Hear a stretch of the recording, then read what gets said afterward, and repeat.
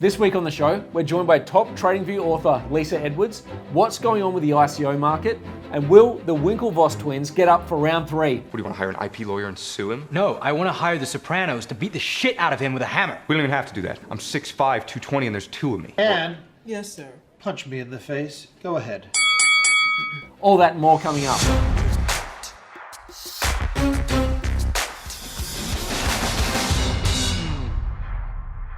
I'm K-Dib, and welcome to Trading Crypto This Week, a show all about cryptocurrency trading and more. Let's check out the news for the week. This week, we're going straight into the top story, the only story that matters right now. Denied. No stairway. Denied.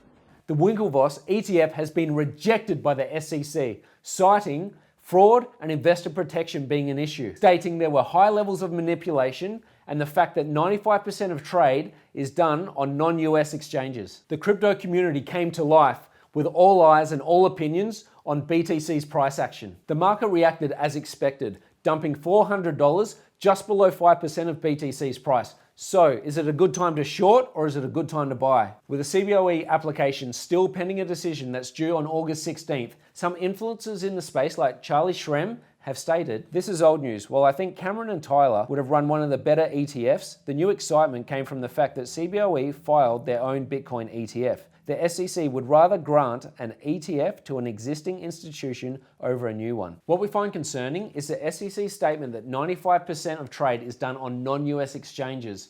Don't you think an ETF would change that? This is a chicken and egg scenario. Which came first, the chicken or the egg? I ate the chicken and then I ate his leg. I know what I'll be doing. I'm going to be holding my BTC until that decision on 16th of August with a tight stop. We'll be talking about this more later on in the show.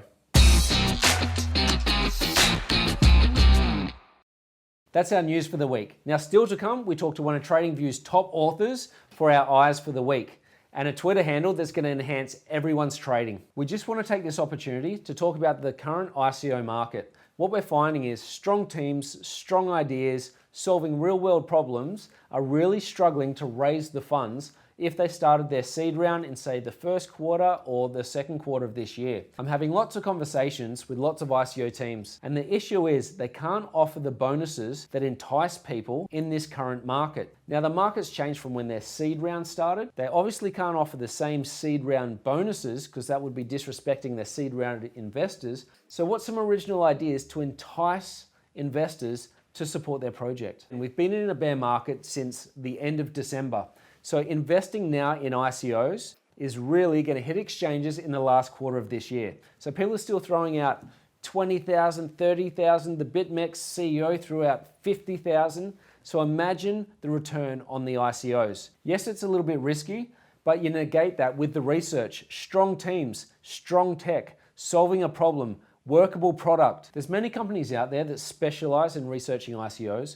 Take CoinRunners VIP, who sponsor this show. But the point I'm trying to make is we're in a bear market now, but we're investing in ICOs for the future bull market. Just something to think about. We're here to provide as much value as possible. So saying that, I've got that off my chest. Let's get back to the show. Here's our top Twitter handle for the week. I know we say it every week, but this is an absolute necessity for every trader, at CoinMarketCap. The Twitter handle shows as soon as coins are listed on new exchanges. If you click through to their website, it's got all the data you could possibly need, from price action to history to exchange volume. Their mission is to become the #1 stop shop for crypto data. An invaluable resource for every trader. Make sure you give them a follow. Following on from last week's chart, we cross again to Lisa Edwards to take us through last week's price action and our eyes ahead for this week. Hi Lisa, welcome to the show. I see we exceeded your target from last week. Can you tell us a little bit about that? Yeah, so that 8157 and 20 cents got smashed through completely. So that was basically a pivot point. So that was telling us if we were going back into a bear target to a lower wave 4, much lower, a lower wave 5, sorry. We didn't. And we're now heading up for our third wave completion. We're in the fifth subwave of the third wave, if that makes sense. I see. So we absolutely smashed through that target. What do you see coming for the next week? Well, we've got heaps and heaps of horizontal action. I know everyone loves horizontal action except on Bitcoin. So we've got a little bit more of that coming at the moment, probably for a day. And then we might have a quick wick down and then head up. So we've got a little bit more of a retrace for our C, not much. And then we'll head up for that third wave completion, which is our fifth subwave. What are your targets for the week coming for the waves to be completed? And do they align with the ETF decision?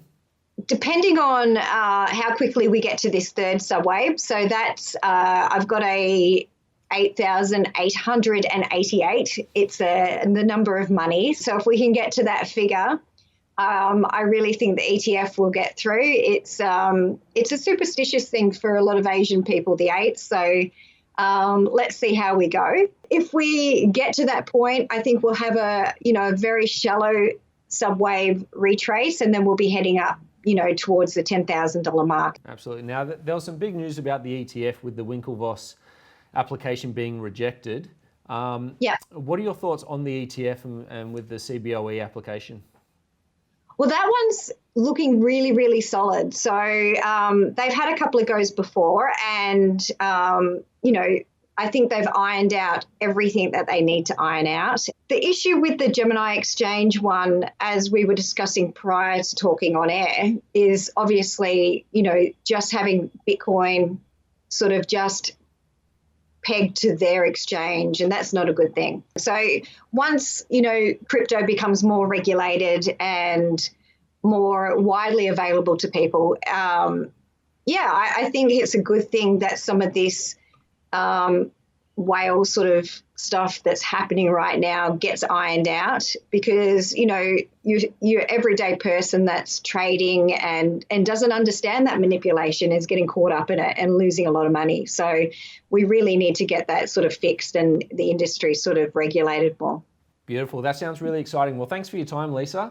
Okay, and hopefully we can keep on hitting your targets. 888 and 88 cents. Fingers crossed. That's it for this week. Don't forget to follow us on Twitter, subscribe to our YouTube channel, and click that bell. My name's K Dib. Thanks for watching Trading Crypto this week. We'll see you next week. Money from the money tree. Fall on me. Life's a lot